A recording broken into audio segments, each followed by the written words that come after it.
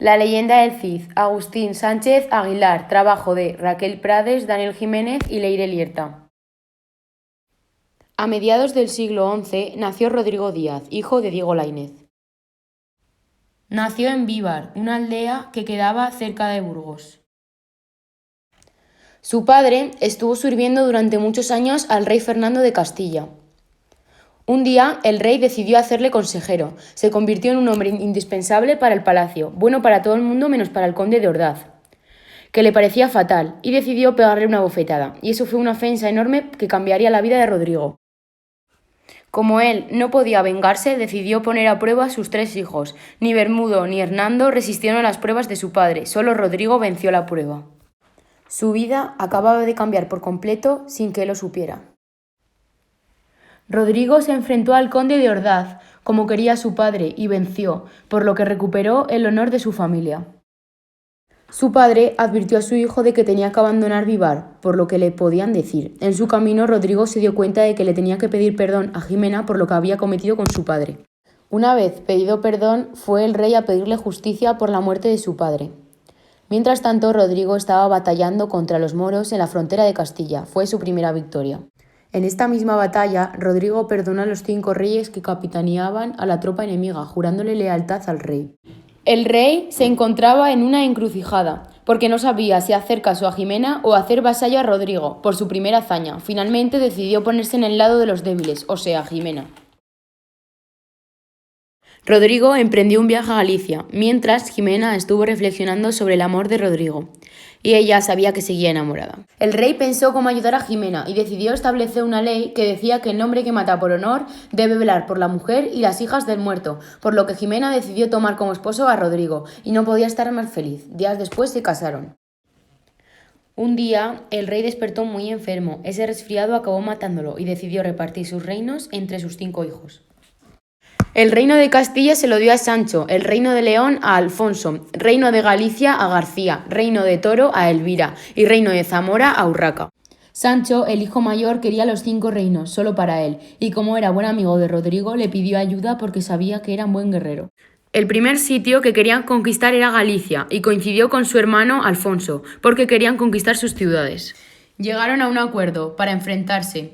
Todo iba bien hasta que el Cid vio que estaba perdiendo y decidió retirarse, pero los contrincantes rodearon al rey y se lo llevaron prisionero. El Cid fue corriendo a salvarle atravesando a los enemigos con lanzas y quedó libre. El rey pensó cómo ganar finalmente y decidió atacar su campamento de noche, porque el trato acababa a las 12 de la noche y lo ganaron. La siguiente zona que querían conquistar era Zamora, la tierra de su hermana Urraca. Urraca no quería ceder sus tierras, así que Sancho mandó que les dejaran sin comida para que murieran de hambre. Zamora se convirtió en una ciudad moribunda. Apareció un hombre llamado Bellido Dolfor, que pretendía recuperar Zamora con un plan perfecto que produciría la muerte. Engañó a los zamoranos, haciéndoles creer que les había engañado, y fue a decirle a Sancho que quería ayudarle en su conquista, diciendo que había un sitio por el que podían colarse y atacar. Pero fue toda una mentira, para que al acampar se quedaran ellos un rato solos. Llegó el momento y cuando Sancho se cayó sin querer por un montículo de tierra fue la oportunidad de matarle, y así fue, Bellido mató a Sancho. Tras la derrota que obtuvo don Alfonso contra Sancho, él se refugió en un monasterio de Toledo. Un día recibió una carta diciéndole que su hermano Sancho había muerto y que él sería el sucesor del trono de Castilla, pero antes tenía que jurar que él no había tenido nada que ver. El conde García Ordóñez dijo que él no tenía que jurar nada, porque era inocente. Sus palabras no sirvieron de nada, porque el día de la jura tardó un montón en aparecer, y cuando llegó para jurar le costó un montón. Finalmente juró delante del Cid. El Cid pidió al nuevo rey que si podía ser su vasallo, y claramente aceptó.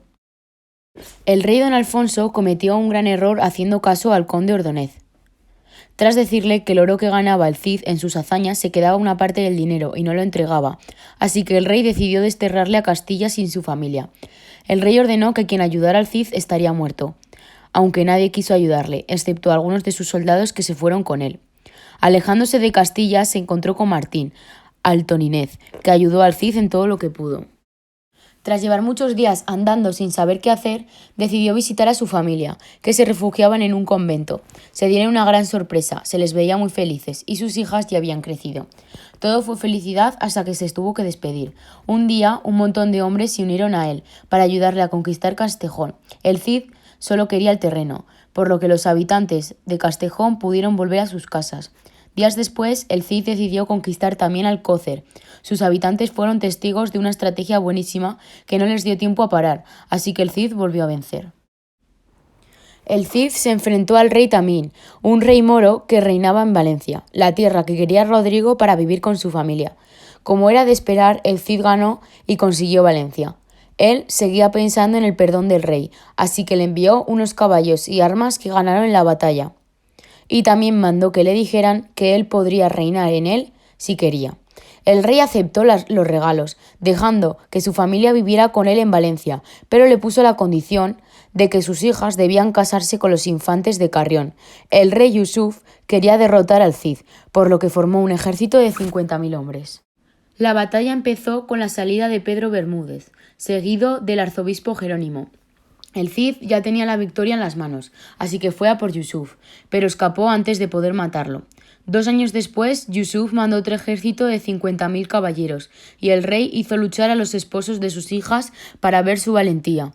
Ellos estaban muertos de miedo. La guerra acabó, y ellos no tuvieron ni una gota de sangre. Se reía todo el mundo de ellos, así que ellos pensaban que el rey se quería burlar de ellos también, y pensaron en un plan de venganza. Los infantes querían llevarse a las hijas de Rodrigo para que vieran cómo eran las tierras de las que venían, pero todo era un plan para matarlas y vengarse de Rodrigo. Una vez atizadas y golpeadas, pensaban que ya estaban muertas y se fueron.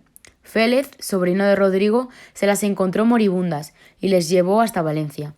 Tras verlas, Rodrigo se enfadó muchísimo y pidió al rey un juicio por lo cometido. En el juicio que hizo el rey, le devolvieron sus espadas más preciadas. El Cid pidió que se realizase un duelo contra los infantes, pero se asustaron y finalmente el duelo fue entre Pedro Bermúdez y don Fernando Martín Antolinez contra don Diego y Asur, el tío de los infantes, contra Muña Gutioz. Ganaron los 3 del bando del Cid. Cuando el Cid volvió a Toledo, se encontró con otro ejército de Yusuf, acampando en las orillas de Valencia. Un día se le apareció por la noche San Pedro y le dijo que en 30 días moriría, pero que ganaría la batalla. Y así fue, murió. En el campamento musulmán había el rumor de que estaba muerto, por lo que se crecieron. El día de la batalla se llevaron una sorpresa cuando vieron que al abrir las puertas de Valencia salió el Cid. Huyeron, porque tenían miedo, así que el Cid, aun estando muerto, logró ganar la batalla.